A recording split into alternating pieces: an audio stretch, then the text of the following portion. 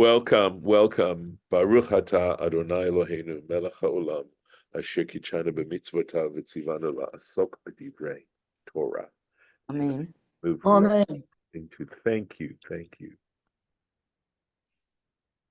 And hopefully you can see the screen share at this point. And of course, we are still in this conversation where God is commissioning Moses to go to speak to Pharaoh, and of course, ultimately to lead the Israelites out of slavery and out of Egypt to the land of Israel. And Moses, of course, is overwhelmed by this thought of having to do this, and he's resisting. He is, as you'll see, he resists a large number of times, and so we're going to go on. So God is trying to reassure him that he is going to be successful in this mission. Right? This is God speaking here.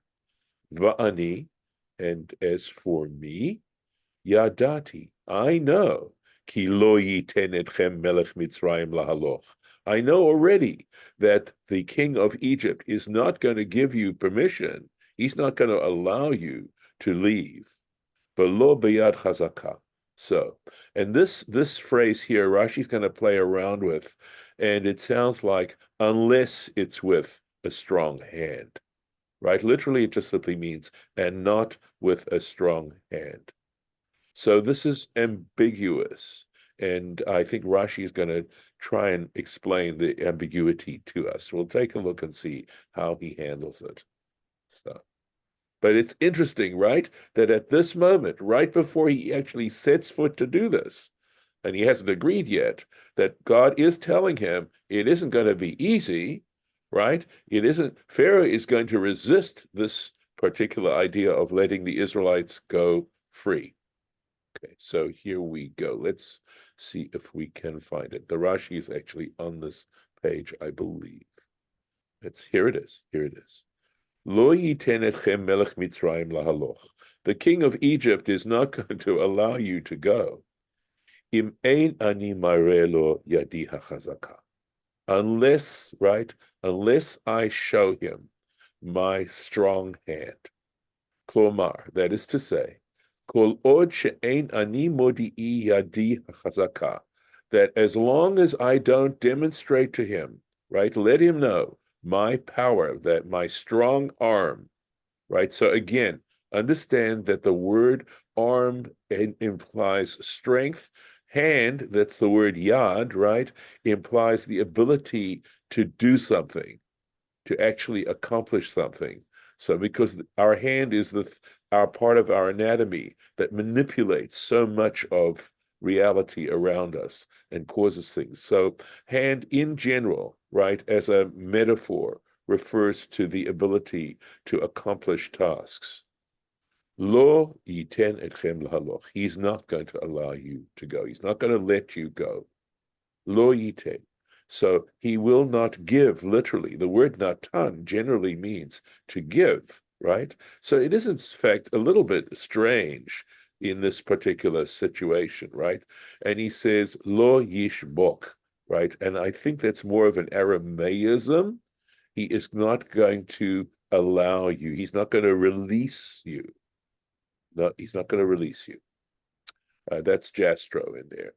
And he says, give some examples. Rashi gives some examples. Kamor, in Genesis chapter 20, where Avimelech, remember, Abraham and Sarah go into the Philistine territory, and Avimelech takes Sarah, and God appears to Avimelech, right, and tells him what's going on, because Avimelech and his wives are afflicted. They're afflicted by an inability, some sorts of plague, right?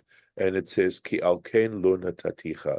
God says to Avimelech, because Sarah is actually Abraham's wife, that's the reason I did not release you. I did not allow you here. And then again in Genesis chapter 31, Lo nitano Elohim lahara imadi. And this is Jacob telling his wives, I believe that Laban, their father, was not given, not allowed, not released to do evil to him. And they all use this expression of giving. V'yesh mefarshin, there are those who explain, v'lo b'yad chazaka, right, and not with a strong hand, v'lo b'shvil sheyado chazaka, right? So this is interesting. I think this is referring now to Pharaoh, right? And v'lo b'shvil means, and not on account of, or for the sake of, or something like that.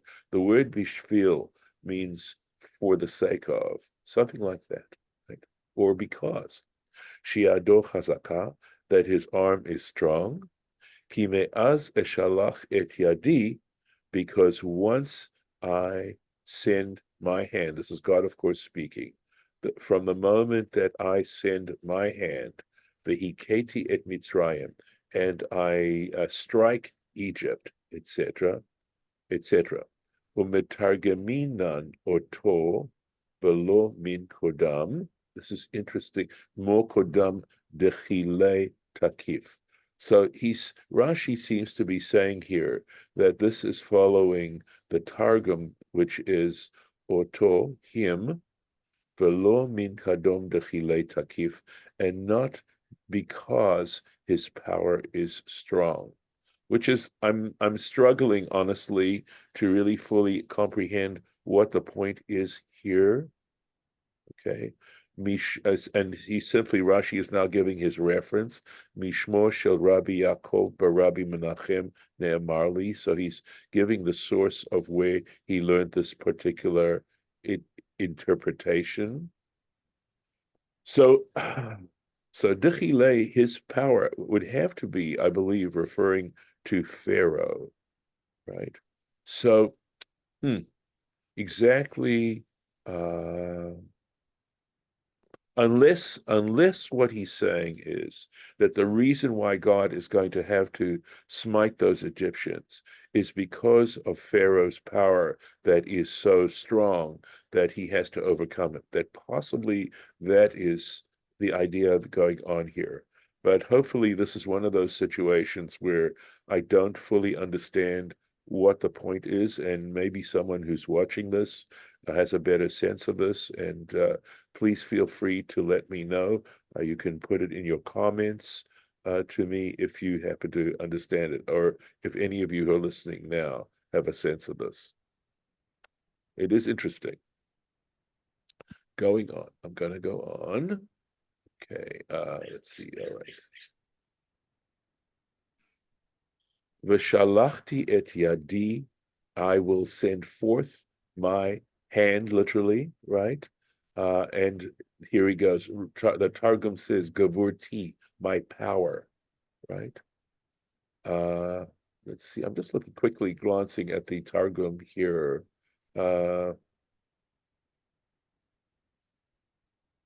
Okay. I'm going to give this another shot. I'm going to go back and give another shot to this. That the way he's saying is that velo min kodam dechele takif. And I'm putting a comma here and not before. In other words, he's not going to let you go before. And this actually fits in fairly comfortably. Dechele, because his power is strong. In other words, because Pharaoh is so powerful, he is not going to let you go until I, God, overcome him. So that actually does make sense to me, and I am pretty comfortable that that is what it is. And look how important a comma is, because there's no comma in the Rashi, but there's no comma here either. But because I'm seeing it more in the context of the Targum, I think that is. Lo min kodam, meaning not before. Dechelek takiv, because his power is strong. And so what about the trope? Oh, and so there's a tipcha here, which is a pause, right? Velo b'yad chazaka. I mean, it's still difficult. The Hebrew still isn't easy to translate that, but and not b'yad chazaka means with a strong hand, right? So that first interpretation of Rashi's, which is he's not going to let you go except unless I, smite him and act in a powerful kind of way, overpower him. It's meaning almost the same thing, but it's a different nuance, right? So the velo here means and not beforehand. Dechele takif, because biyad chazakah here we're understanding biyad chazakah in a sense meaning his power is so strong, God is going to have to overpower him. But I honestly think I'm giving you a good interpretation here based on the Targum. So I'm going to keep going. V'shalachti et yadi, I will stretch forth my hand. V'hiketi et Mitzrayim, and I will smite Egypt. B'chol neflootai, with all my wonders. Asher eseh b'kibor, which I will perform in his midst. V'achareichen, and after that, yishalach etchem, he will then send you. So again, God is forewarning Moses. He's telling him ahead of time that this is all going to have to transpire, which obviously is a help because you're going to see, right? It's not going to happen easily. And by the end of this Parsha, we're going to see something interesting. I'm not going to tell you any more than that right now in the hopes that we maybe get to the end of this Parsha. We may not this year, I'm sorry to say, but regardless, it's interesting. Going on. V'natati etchen ha'am hazeh be'enei Mitzrayim, and I shall place the grace of this people, in other words, the Israelites, be'enei Mitzrayim, in the sight of Egypt. And we're going to explain exactly what this means. V'haya ki telechun, and it shall be that when you depart, lo telchu rekam, you will not depart empty-handed. They're going to get paid for their servitude. They're not going to have been enslaved and done all their work for nothing. So I think that's the point that God is making to Moses at this point, right? It's going to be he's laying out for him the whole map ahead. And how's this going to happen? V'sha'ala isha mishchenta, and a woman will request of her neighbor, umigarat beta, or from the person living in her house, clay kesef, vessels of silver, uchlei zahav, and vessels of gold, usmalot, and clothing. V'samtem al b'nechem, you shall place them on your children, v'al b'notechem, that is on your sons and on your daughters, v'nitzaltem it Mitzrayim, and you will strip Egypt. So right now, of course, they're in exactly the opposite situation. And so God is telling Moses, there's going to be a 180-degree turnaround ultimately at the end of this. Umigerat beta, let me make sure I've got the migarat beta, sorry. And he says, me'ota shehi gara ita babayit. In other words, there were Egyptian families or Egyptian women who were living alongside in the homes of the Israelites. So that's the Garat Beta. V'nitzaltem, right? Ketargumo. He says it is, as the Targum translates, V'nitzaltem utero kanun. Make sure again that I'm pronouncing this correctly. So it's torokinun, right? Which means essentially you will empty out, you'll strip Yat Mitzrayim, Egypt. V'chein, and he says likewise, we have similar expressions in Exodus chapter 12, Vayinatzlu et Mitzrayim. So this again is talking about how they were going to strip the Egyptians. Right, so there's the Vayinatzlu and the V'natzaltem, right? Nitzaltem, and again Vayit Natzlu b'nei Yisrael et Edyam. So essentially it's got to do with removing, right, the children of Israel, their ornaments. Here it has to do with after the sin of the golden calf, the Israelites, in terms of trying to show repentance, removed the ornaments that they had been wearing up to that point, out of a sense, I imagine, of shame and regret, etc. V'hanun bo yesod. And he says the letter nun in this v'natzal, right, v'nitzlu, is actually part of the root of the letter of the word. Umenachem chibro. However, one of Rashi's sources, Menachem, I think it's Menachem ben Saruk, chibro, he interprets it b'machberet as in his work, in his interpretation, an earlier interpretation of the Torah that Rashi makes reference to from time um, at times, Sadi, right? And he does not include the nun, right? Im Bereshit. So here we go. He uses this Vayitzal Elohim et mikne avechim, and here it says, and God removed the cattle of your fathers, or of your father. Again, I believe this is Jacob talking to his wives as to how he finally winds up with some of the best of Laban's flock. Okay. Asher hitzil Elohim me avinu, right? So again, which God removed from our fathers.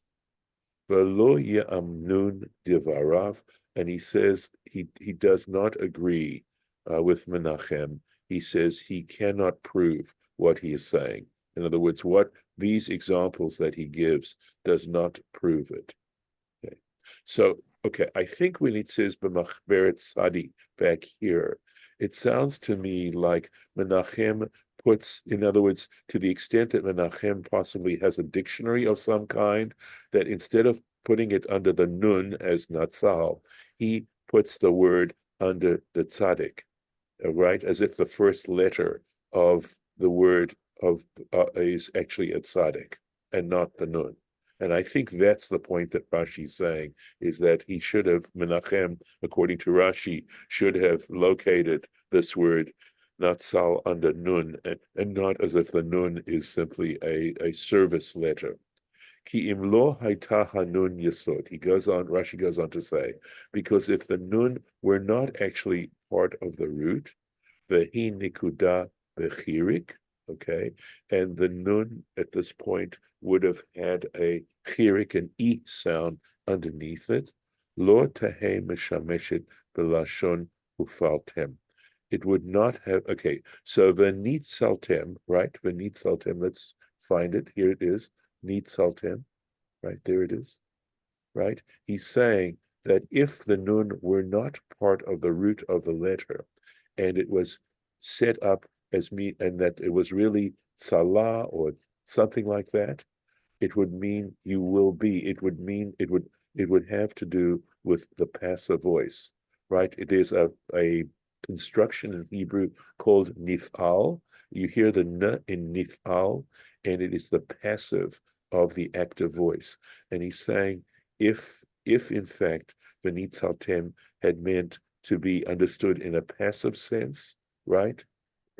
It would not be active. V'lashon ufaltem. That is in the sense of active. Ela bashon v'nifaltem. But it would have to be understood in a passive sense.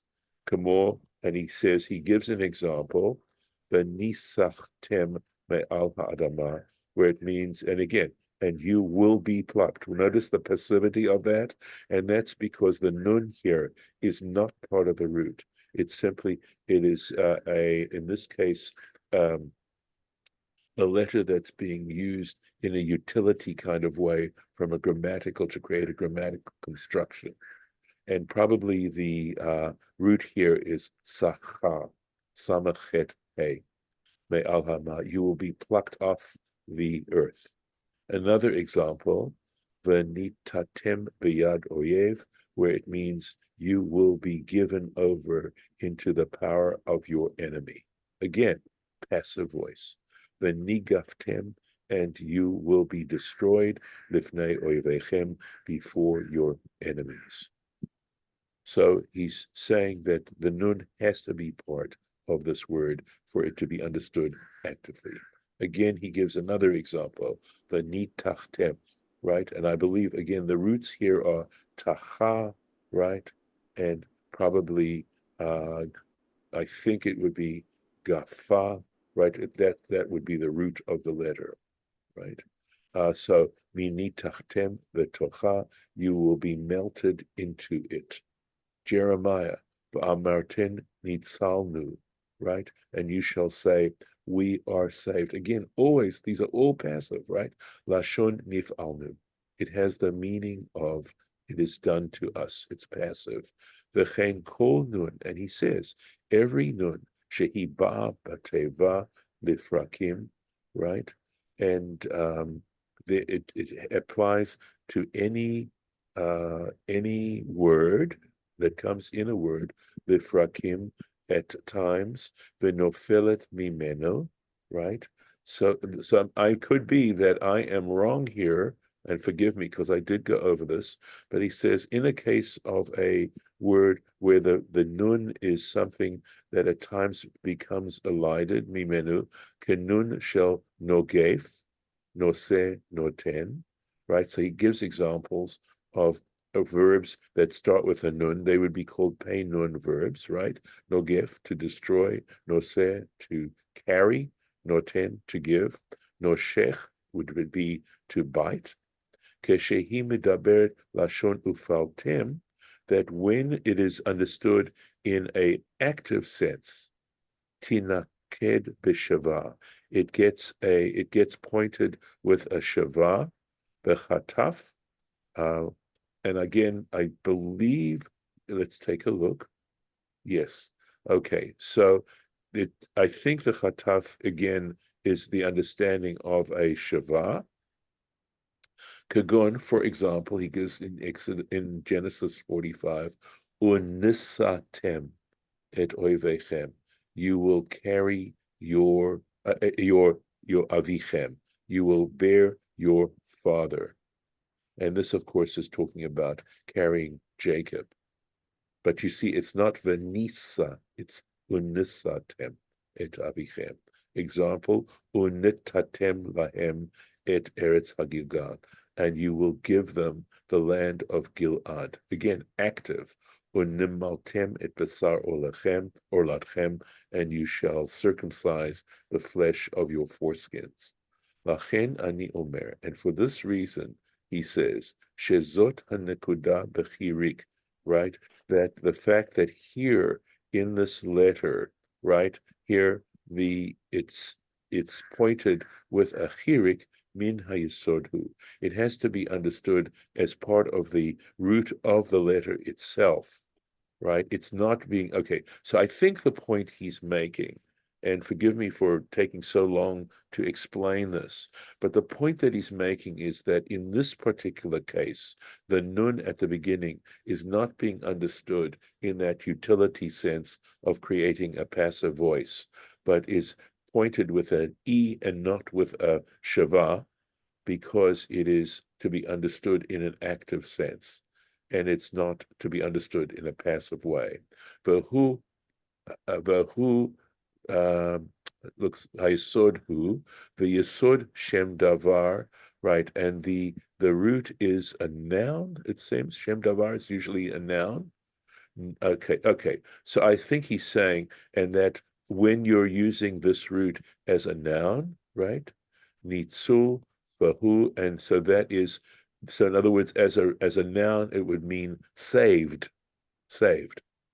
Vahu min halashonot, and this is an example of expressions, hakvedim, that he's saying, hakvedim generally means it's got to do with a construction in Hebrew called PL, right? So we have 7 constructions in Hebrew of verbs that connote different things, and the PL is like it's more of an emphatic expression. It's using a verb in an emphatic kind of way, but even explaining it that way isn't so clear. So he says, kamo dibor, so speech, kippur, I'm going to think means atonement, limud, learning, Kesheyidabru b'lashon, when these words are used b'lashon ufaltem in an active sense, so it says yinaked b'chirik. They are all pointed with this chirik, and in fact, this construction is called the PL. You can hear the E of PL, right? It's so they are pointed with a chirik, kamo v'dibartem. So you said D. Notice the E under dibartem. You shall speak el hasela. You shall speak to the rock. And in Ezekiel 45, v'kiparten et habayit, and you shall cleanse, make atonement, something like that. The temple is what it's, or yeah, I think that's what they're referring to. And in Deuteronomy 11, v'limadatem otam et benechem, that's from the Shema, right? And you shall teach them to your children. So as I said, there's more of an emphatic sense when limadatem, right? That you shall teach them diligently, right? You've heard, some of you have seen that translation, and that's the way to state the emphatic element of it. Yes, Lauren. Every example they used of the passive Yes, was related to destruction or salvation. yes. I think that was all things that had to come from God. Mm. And these examples are all things that we can do or should do. Yeah. Okay. It's something I'm going to have to think about. That's a very interesting observation. You know, that you saw that, you caught that sense there. It could well be. I of course I was so focused on just trying to understand the grammar and to try and explain the grammar involved here. And you know, Rashi, we know that Rashi does this from time to time. That not only does he explain the flow of the story or the narrative or the law, but there are times when he actually gets into issues of grammar. And of course, we've just had a major excursus on a grammatical point here. So yeah, but it's interesting what you're saying. I'd have to go back and reflect on what you just said. So I appreciate very much your observation about this. So we have used up all our time in this in this grammatical explanation. Rashi took a long time to discuss this, and frankly, of course, we are just starting chapter 4. So we'll pick this up with God's help tomorrow. And let me just get the place here. Okay, okay. And, so that, God willing, we will do this, start this tomorrow.